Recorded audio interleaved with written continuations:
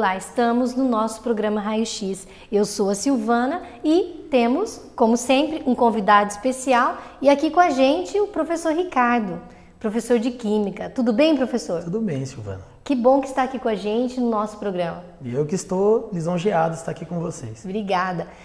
Professor, nós vamos falar assim para todo o nosso pessoal sobre as usinas nucleares, né?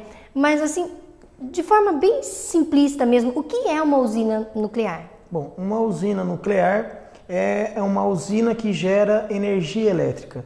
Assim como nós temos a usina hidrelétrica, que utiliza a força da água para gerar a energia elétrica, uma usina nuclear depende de elementos químicos, elementos radioativos, para gerar essa energia elétrica para nós.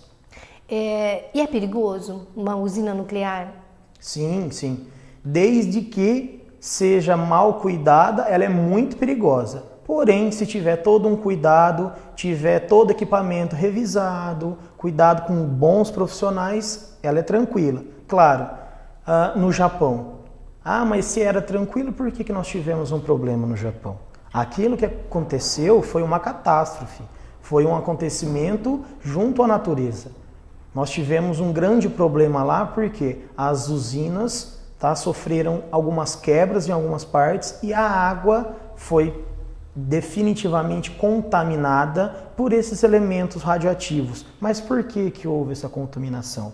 Porque tivemos tsunamis, as usinas foram danificadas, não tivemos o bombeamento de água, porque a água numa usina nuclear ela é utilizada somente para resfriar as turbinas. Quando você resfria as turbinas, a água sai, aquela quente entra uma nova fria. Como nós tivemos problema nesse abastecimento de água, a usina acabou fundindo e liberando alguns elementos radioativos, prejudicando em muito o pessoal no Japão. E qual é o risco que o ser humano ele corre quando acontece um acidente, uma catástrofe como essa? Grandes problemas de saúde. Nós vemos em Chernobyl, vemos até em Goiânia algumas pessoas que nascem ainda com alguns problemas de má formação física, problemas na perna, braço e etc. Porque esses elementos radioativos liberam algumas radiações. E essas radiações atuam no nosso corpo, prejudicando a formação, o nosso DNA. E aí os problemas de saúde são enormes.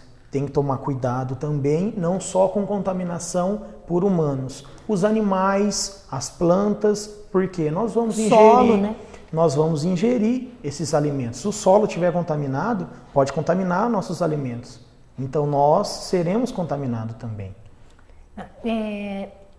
No Brasil, nós tivemos uma situação muito complicada lá no passado e que, de repente, com toda essa história do Japão, nem se comenta, né?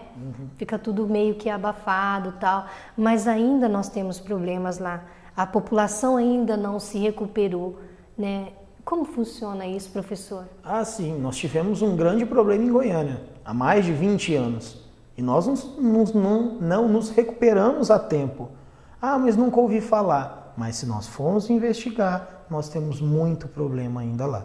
No Japão, lógico, nós tivemos o acidente de Hiroshima e Nagasaki. Mas o país foi reconstruído. Tudo bem, mas muitas pessoas naquela região ainda sofrem. Com esse acidente agora, infelizmente, muitas irão sofrer. Então, imagina o Japão, um país muito bem desenvolvido, um país com alta tecnologia, sofrendo desta maneira. O Brasil, que também tem suas tecnologias, tem a sua força, um pouco inferior, irá sofrer muito se tiver um acidente desse. Porque em Angra, que é no Rio de Janeiro, nós ainda temos algumas usinas nucleares no Brasil. E se tiver um acidente como nós tivemos no Japão, infelizmente o povo brasileiro vai sofrer muito. Quer dizer que não dá espaço para um erro humano. Não, ela não dá espaço. Infelizmente, o homem pode tentar controlar ao máximo. Claro, vamos fazer revisões, vamos ter bons profissionais, vamos formar pessoas adequadas para trabalhar com isso. Porém, numa catástrofe como nós tivemos no Japão, se acontecer no Brasil, não há o que fazer para impedir. Apenas nós temos que remediar e trabalhar para que isso seja passado quanto antes. Nós sabemos que na usina nuclear também é de lá que vem boa parte de alguns tratamentos de saúde, no caso até de câncer, né? Seria a parte boa, digamos assim, dessa energia que não é considerada uma energia limpa? Nós temos os elementos radioativos. Esses elementos radioativos podem ser usados em usinas nucleares, que são utilizados para fornecer nossa energia elétrica, ou esses elementos podem ser destinados para alguns aparelhos utilizados na medicina, onde nós temos lá a radioterapia. Sim, excelente. Muitas pessoas foram curadas com câncer, muitas pessoas estão vivas até hoje na luta contra essa doença por causa desses elementos. Seria, desculpa, até uma estupidez falar que é horrível. Tudo pode ser ruim e tudo pode ser bom. Depende da forma como você vai utilizar isso. E os elementos radioativos são assim. Na medicina são ótimos. Na energia também, desde que haja sempre um bom cuidado com eles. Em sala de aula, professor, como falar sobre isso, sobre toda essa situação para os alunos do ensino médio, né, que estão aí, são uma boa parte deles adolescentes, né? Como dizer isso sem esquecer das situações do Brasil? Nós precisamos sempre atualizá-los. Trazer não só as novidades, como tem acontecido agora, que foi o acidente do Japão, mas lembrar que nós tivemos alguns casos perigosos, como Goiânia, como Chernobyl, que causaram muito problema. E aí vamos trabalhar. O que aconteceu? Por que nós tivemos esses problemas? O que pode ser feito? O que aconteceu? Exatamente. O que pode ser feito para que esses problemas não ocorram novamente? Ou se vier a ocorrer, o que nós vamos fazer para que isso não aconteça mais?